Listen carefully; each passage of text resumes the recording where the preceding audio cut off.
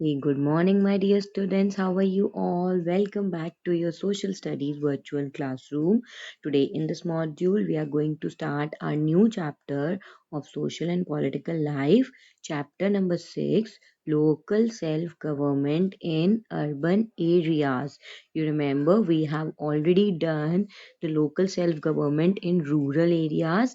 In this chapter, we are going to study the government bodies that are present in the urban areas. Okay, so we will be going to learn how the administration system work of the urban areas. So please listen to it very carefully, but before starting, let me once again remind you to please like and subscribe to my channel. So let's start.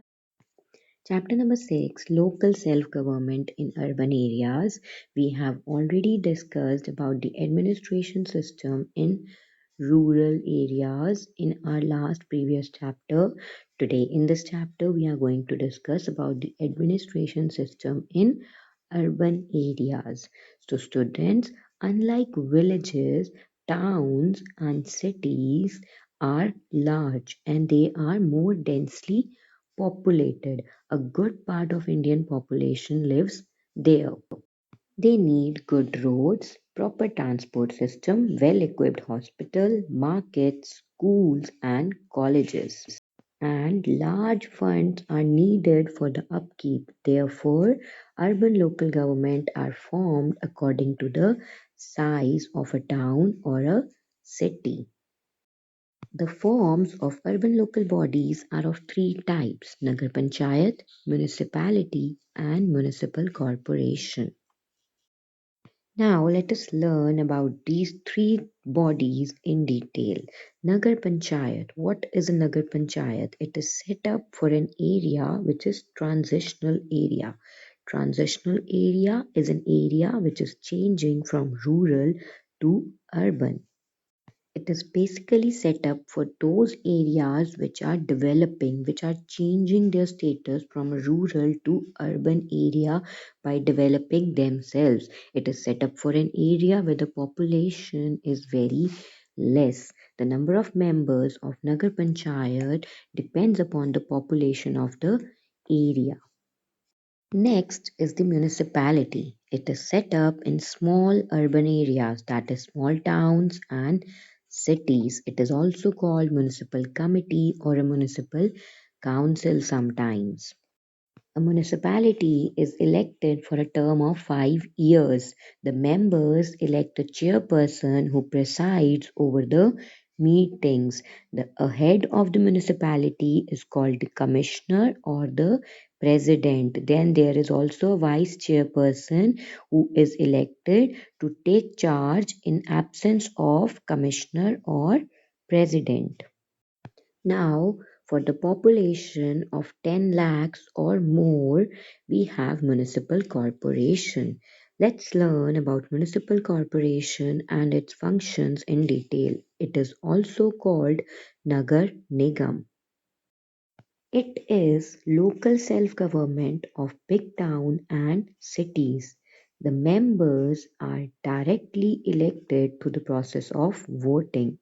All the adult citizens can vote, and anyone above or 21 years of age can contest the election. This corporation is elected for a period of 5 years. But can municipal corporation be dissolved even before its term is over? Yes, it can be dissolved earlier if it does not function according to the rules that are laid down by the government. It can be dissolved before 5 years. The head of the municipal corporation is called as a Mahapur or mayor. A deputy mayor is also elected to take the charge in the absence of mayor. Then these members also elect some experienced and respectable persons from the city. And these respectable and experienced persons automatically become the members of the municipal corporation. These experienced and respectable persons are known as aldermen. The municipal corporation also has a chief executive officer who is also known as municipal commissioner. Now he has some functions to perform. What are these? That she or he sees that the decisions that are made by the corporation should be properly executed. Then he also acts as a link between the state government and municipal corporation. In this way, he keeps the state government informed about the working of the municipal corporation, and various officers such as health officers, education, engineering, sanitation, they help them or they help him in his work. The municipal commissioner also coordinates the work, and he also has the power to appoint different lower level employees. Now, this day-to-day work of municipalities and municipal corporation is carried out with the help of number of committees. Okay, what are these committees? These committees are formed to take the charge of various tasks that have to be performed. These committees or these teams are employed to carry out various functions. These teams are made up of 5 to 12 members, and each team is headed by a chairperson. There are many committees like education committee, health committee, sanitation committee, engineering committee who have to perform the functions of municipalities and municipal corporation. Now, what are the functions of municipal committees? So, the municipalities and the municipal corporation have similar functions. They have both obligatory and optional functions. Obligatory means compulsory functions that they have to perform.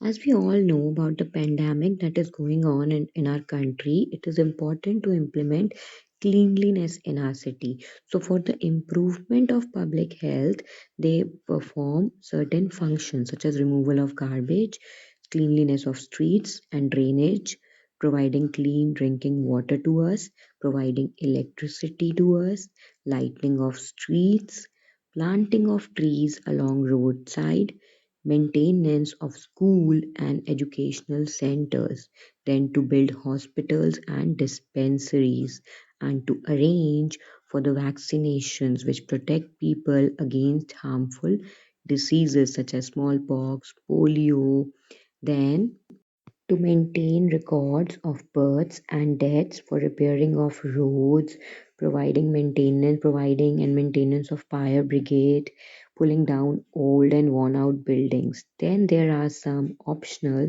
and voluntary functions that it also performs, like maintenance of gardens and parks, zoos, picnic resorts, old age homes, and orphanages, rest houses for the people. So these all are the optional function, providing cheap and public transport, maternity and child welfare centers in the city. These all are optional functions. To carry out all these functions, to carry out their duties, the municipal bodies they require funds. Now, where do they get this fund from? They get these funds from taxes like octroi duty, property tax, water and electricity tax. Then there is toll tax, entertainment tax in India, and vehicle tax on motorized vehicles, education tax for educational activities. Then there is rent collected from the buildings which are owned by the government.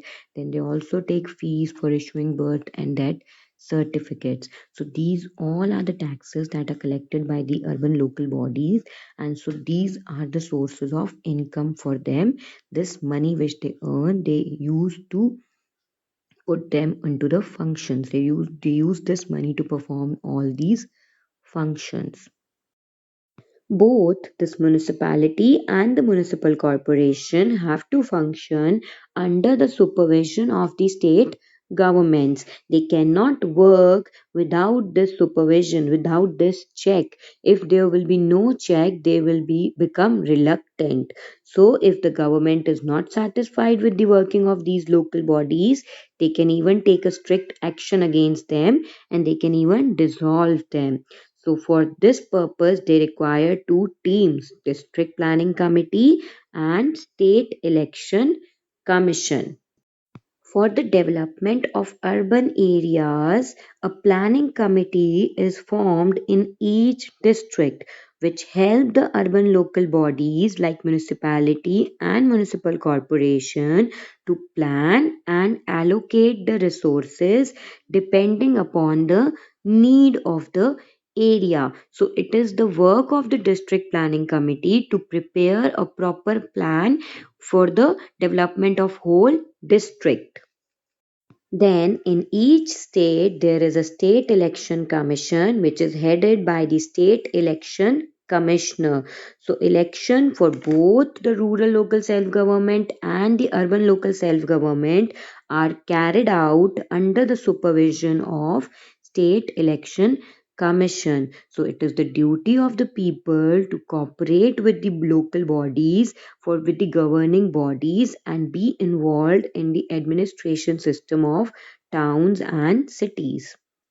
So, this is it with this chapter. What all we have done today, we have discussed about the three-tier structure of the urban local body system, government system. Then we have discussed the functions of these. Then we have discussed the sources of the income of these urban local bodies. And then we have discussed the supervision that is kept on these bodies. Now, this is the home task questions that you have to do in your fair notebook. Students, please read the chapter thoroughly. If you have any query, you can ask in the next WebEx classes. Thank you for watching, students. Take good care of yourselves.